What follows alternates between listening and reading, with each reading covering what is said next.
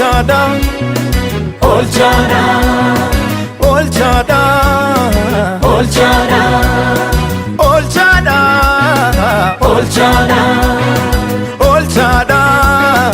Mata dureen har'a walii wajjin ilaallu macaafa Ermiyaas raajichaa 29 lakkoofsa 10 kaasee nan dubbisaa akkaseedha. Waaqayyo akkuma dur dubbadhee ture waggaa 70 mootii Baabilooniif erga hojjettanii booddee isin nan yaadadha. Akkuma dur isin abdachiisee tures gara biyya kanaatti isin nan deebisa.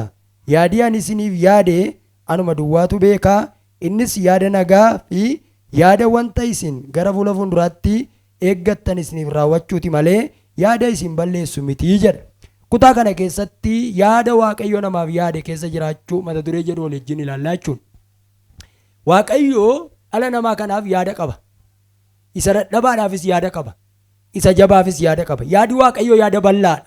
Akeeki Waaqayyo akka akeeka keenyaa miti. Mul'anni Waaqayyo waa'ee keenyaaf qaba akka mul'ata keenyaa miti. Kutaan amma dubbadhe keessatti sabni Israa'el abidda guddaa keessa jiru. Bara Waaqayyo raajii kanatti erge. Ibiddi isaan keessa jiran ibidda ulfaataadha. Amma bara sana waggaa 70 booji'amanii mootii Baabilooniif hojjetu. Baabiloon biyyi jedhamtu kun biyya galaana gidduuti. Galaana gidduu biyya galaana gidduu teessu kana achitti sabni kun mataan isaa gaccabee jireenyi itti ulfaate itti dukkanaa'e saba halkanii guyyaa rakkatu kanaan Waaqayyo akkas jedhe. Yaadan isinii qabaa jedhe. Yaadan isinii qaba. Sabni kun dhugaamatti keessa isaaniitiin wanti tokko badee jira. Innis maali? Dhuguma amma Waaqayyo gadadummaa kana keessaa nu baasaa. Dhuguma amma Waaqayyo yaaduma rakkinaa kana nurraa cabsaa. Barri isaa soo tureera, waggaan isaa soo tureera. Maal goonu jedhanii janna qabu jarri kun. Waaqayyo garuu yaadan isinii qabu anuma duwwaatu beekaa. Innis yaada nagaatiif yaada gara fuulduraatti wanta isin abdattan isinii raawwachiisuuti jedha. Yaadni Waaqayyo isinii qabu ijoo zarii yaada koo isa dadhabaa miti. Zarii yaada koo isa dalgaa miti. Yaadni Waaqayyo isinii qabu yaada qobaadha. Yaadichis yaada haaraadha. Mee obboleessa keessan obboleettii keessan kana waa gaafadhaa. Akka Waaqayyo yaada sii qabu beettaadhaanii. Mee sagalee dabalaa walitti dubbadhaa. Akka Waaqayyo yaada sii qabu beettaadhaanii. Yoo ammam nadhabdeeyyoodhaanii. Na ilaala dubbadhaa. Yoo ammam nadhabdeeyyuu. Ammam yoo jibbamteeyyuu. Waaqayyo akkasiin jedhe jedhaa itti raajaa. Yaada guddaan sirraa qaba siin jedhedhaanii.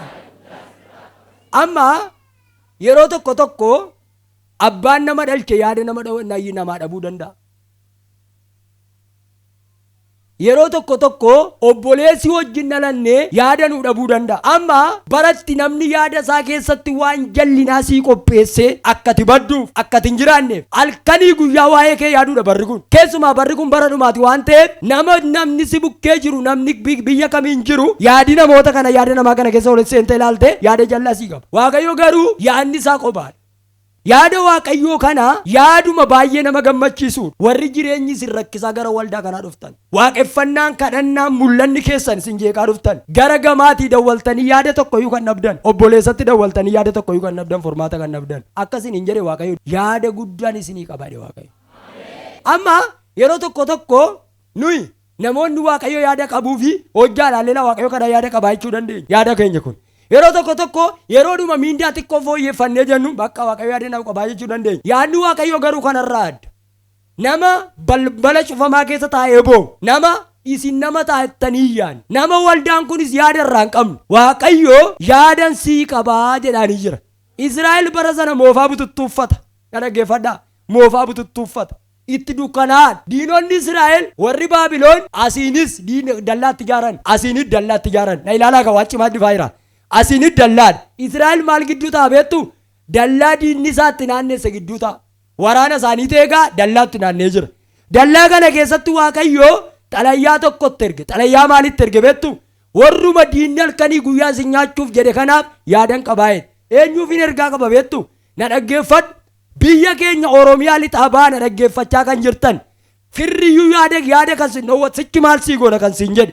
Abduu kan dhabde yaaddaa kan jirtu. Mana adda addaa keetti bo'aa kan jirtu Waaqayyo akkasiin jedhe. Har'a na dhagayi yaadan sii qabaadhe Waaqayyo. Meeyyaa Waaqayyo yaada naa qabaadha. Yeroo Waaqayyo yaada namaa qabaatu wanti nankaan nama kamiyyuu hin danda'u. Waaqayyo yaada sirraaf hin garuu balbala namaaf balbala cufamaa sitti ta'a. Yeroo Waaqayyo yaada sirraa hin qabaanne obbolaa kee gidduu teessee boossa. Yeroo Waaqayyo yaada sirraa hin qabaanne miliyoona baatteetu halkanii guyyaa iyyita. Gaafa yaa Waaqayyo yaada sii qabu akeeki Waaqayyo gaafa jireenya keenya irra dhufu garuu zeeroo irra teessee duwwaa irra teessee ililili jetta waa tokkoon isinitti hima. Guyyaa tokko Yaaqoobiin obboleessa isaa tari'e. Maaliif ari'ame beektu? Sababa inni guyyaa tokko eebba isaa fudhateef Yaaqoobiin obboleessa isaa Esaawuu tari'ee biyyaa baase. Mucaan kun dhaqee lafa onaatti Baarsheebaatti adiitutti dhiye. Dhaqee dhagaa boraafatee ciise bineensa hin beeku nama hin beeku. Waaqayyo dhufee Yaaqoobiif birrii hin laanneef. Yaaqoobiif dhufee Waaqayyo maal hin laanneef? Konkolaataa hin laanneef.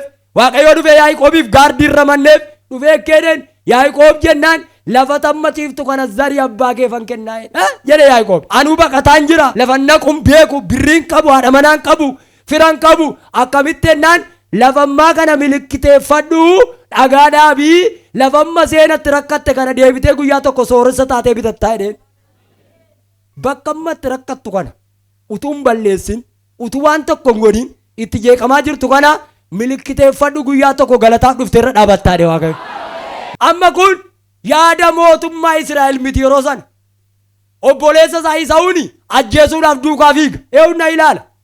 Gurbaa kanaa kan yaada qabu Waaqayyo duwwaan. Mee harka keenatti diriirsi.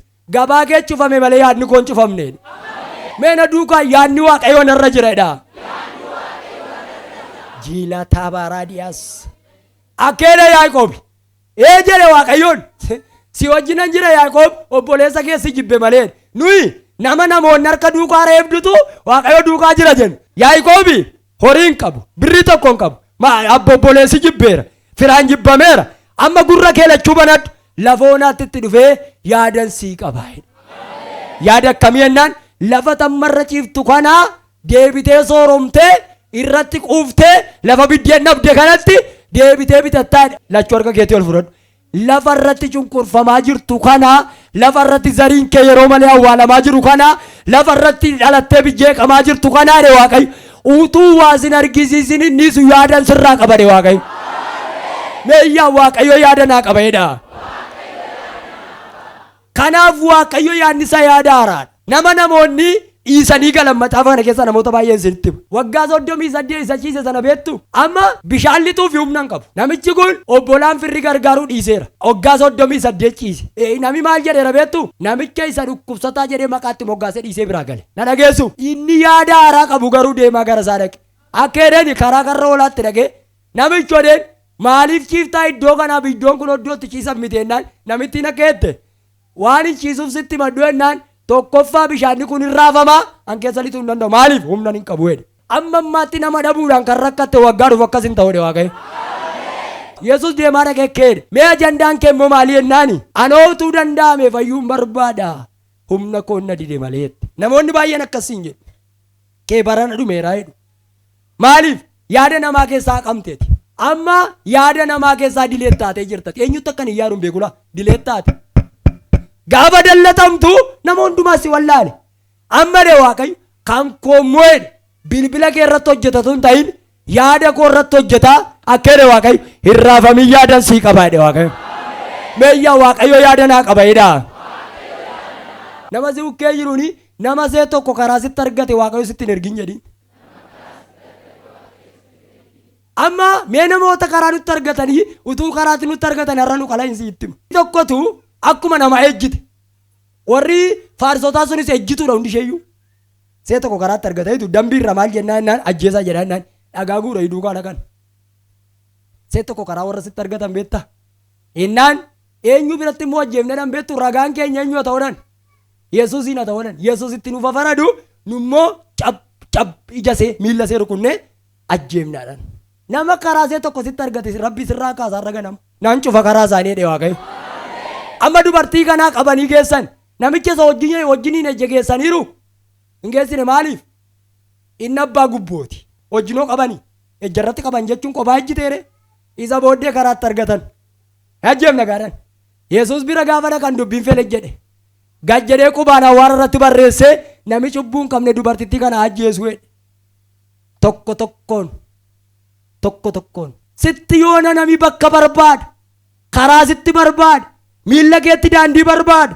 Waaqayyo akka jedhe harka kee lachuu diriirsi yaadan sii qaban.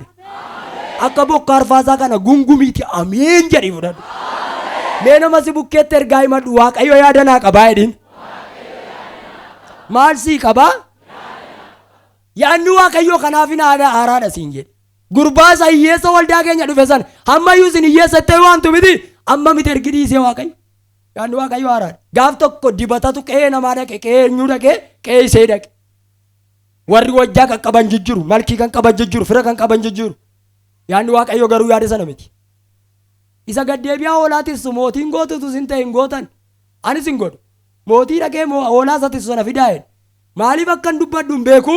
Torban kana akeeka diinaa keessaa baatee akeeka Waaqayyo keessa jiraatta. Meeyyaa yaada Waaqayyo keessa hin jiraadha jedhaa. Ijoolleen warra Ibrootaa dhiirra akka hin dhalannee jedhame bar tokko seera ba'u keessatti.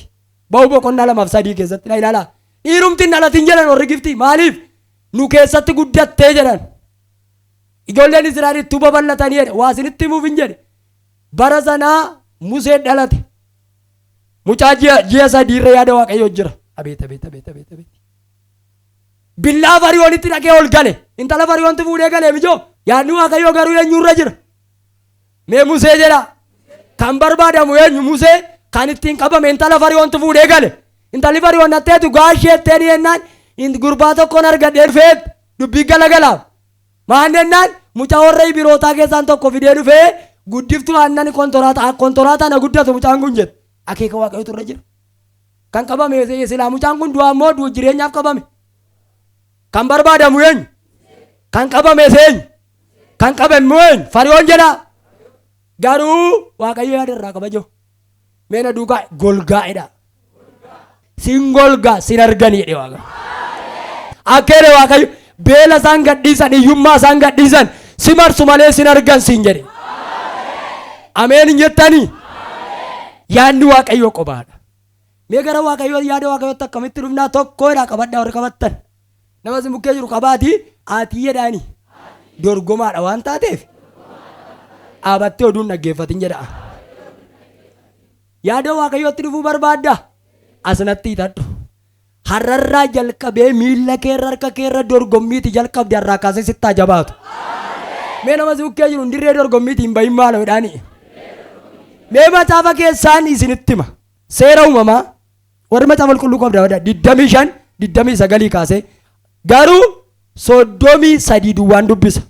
Yaaqoob immoo duraanaaf kakadhu kaa jedhee innis hin kakateef akkasitti hangafummaa isaa Yaaqoobitti hin gurguree jedha. Isin garuu 27 kaasaa 25 dubbisa. Waa isinitti hima. Yaada Waaqayyootti dhufuun barbaadda. Karoora Waaqayyootti dhufuun barbaadda. Karoora Waaqayyootti yaada Waaqayyoo sanuuf yaada keessa jiraachuuf dirree wallaansoo keessa jirtutti jabaachuu malee hin baqatin. Waa'ee Yaaqoobiin isinitti hima. Guyyaa tokko harmee isaa tulfaa'e Ribqaatu. Inni dhaga'amaa. Gaafa garaa ishee tulfooftu dhabduudha waan ta'eef raajii tokko bira dhattee garaa koo keessaa jar tokko tolli dhiita maaltu naa galuu didee dhiittaa jira garaa koo keessa naani raajicha keedeen si keessa saba lama jira jedheen. Saba lama jira 25:2 dubbisaa. Saba lama si keessa jira. Saba lama kana keessa inni kutusuun isa hangafaa bulchaa jedheen. Yaaqoobii garaa dhasaa keessatti wallaansoo jalqabe utuun dhalatin.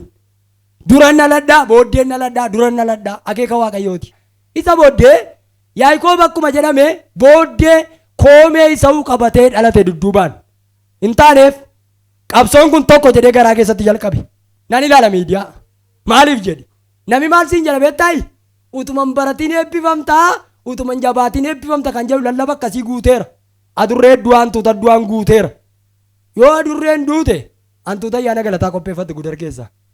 Yoo hantuutatu immoo du'ate adurreen immoo somaaf sagada galtee Waaqayyoon biddeen koo mana jalaa ajjeefte jedhu. Ergaan adurree du'aa hantuuta du'aa akka kootti sobaaf dhagaye amani macaafan sitti makan. Macaafa keenyarra adurreen iddoo tokkotti duuteetti kan jedhu hin jiru. Bofa du'e kan jedhu hin jiru. Jawwee du'e kan jedhu hin jiru. Waa sitti magaa. Amma nuuni jawwee geessuudhaan sooromnannee taa'aa jirra. Amma jawwee tokko du'aayi balbala hojii isinii banama. Jawween du'e duubaates akeeka Waaqayyootti dhufuu barbaadde yoo ta'e dorgommii ganama jalqabde sana baqattee manatti hin galin. Yaaqoob garaadhaa keessatti jalqabe macaafanni sitti mukun. Wal dhiituu jalqaban Esaawun didee dura dhalate eewun na ilaala. Mucaan kun amma immoo watii tolchuu ta'ee carraansaa anaa nyaatu. Mucaa biyya bulchuu watii tolchaamu Yaaqoob. Yaaqoobi obboleessi isaa hangafi bakkee keessa deema. Mucaa watii biyya bulchuu watii tolcha jiru. Ammas keessa hin jiru mucaa Waaqayyoo kakuu irraa qabu kan mana namaa keessatti gidirfamaa jiru. Yaaqoobi amma immoo watii tolchuu jalqabe. Namitti hin meejoo Esaawun amma immoo beeloftee gara Yaaqoob dhufte. Yaaqoob jettee ni jennaan na dhaggeeffadhu. Waan si kadhadha waan haa godhetteen maal jennaan biddeen na laadhonnaan watii kanan sii kenna hangafummaa naa kenneedha. Paartii qabsoo jechuun. Ennaan namitti maal jettee kana guddaan areettee watii shiroo nyaattee misira nyaattee hangafummaa bitti. Yaaqoob ammayyuu dirree wallaansoo taa'e. Yaada Waaqayyoo qutusuutu hangafa bulcha waan ta'eef dirree wallaansootti dhufe. Waa isinitti himu yeeyyii biyya qaalluu urkaas hin baafnee lallabdoota sobduu urkaas hin baasuu dadhabne. Amma dhiyoo kana miidiyaa nan hordofa. Maal jedhaa haawus kaardii fudhatteetu manni sii kennama qonnaan hin jiru barumsi hin jiru jedha. Dhugaa wangeela lallabuutu ergaan kun soba. Yoo fudhattes manni sun kan kee ta'u keessaa duuta. Maaliif hin dafqine waan ta'eef. Ilaana dhagayeeti. Wayyoo na dhagaye. Barataa keenya baay'een yuunifoormii maree deema. Maaliif beektuu joo utuman baratiin biyya bulchite itti raajaa oolu. Amma abbaan manaa bunoo haa dhuguu dadhabeera. Iddoo tokko adurree du'a jennaan dubartiin amma isaa galitti achuma teessi. Hin galtu. Birri abbaan manaan kee sitti kenne 100 10 akkaawuntii irran keessu taanaan jawween miliyoonni 1 yoo du'eeyyuu ati baree garkansiraa hojjetta. Dirree qabsoo irra Yaada Waaqayyootti dhufuudhaaf. Dirree qabsoo dirree dhokkee dhiituu sana dirree kansiraa hojjechuu sana keessaan baqatin yaada koottan si fidaadhe Waaqa.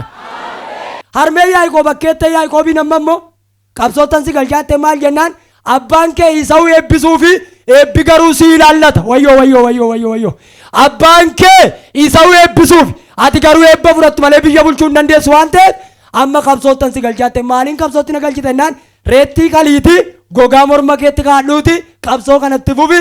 Maal godhi amma moo dirree qabsoo rattaatteen Yaaqoob reettii kalee bobaa gogaaf irra kaa'ee abbaa isaa bira dhageetu akkas jedhe ani Esaawuudhaan eebbiseen qabsoo sanatti immoo kan galcheen meena duuka haadha jedha haadha jabduu amma haadhi tokko mee fayyumatti mucaa tottoraa gooti mataa isaa kana sukkuumteetu manaa nyaatu dawoo koo duuteetta kaa'e maal du'e dhiira deesse waan ta'eef duun isaanaaf waan ta'eef qaxxeeta ta'uu qaba.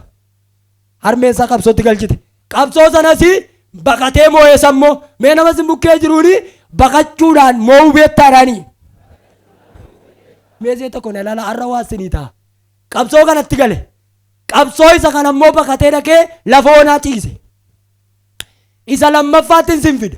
Amma immoo mana eessuma isaa dhaqe. Yaada Waaqayyoo keessa dhaquutti raajoo.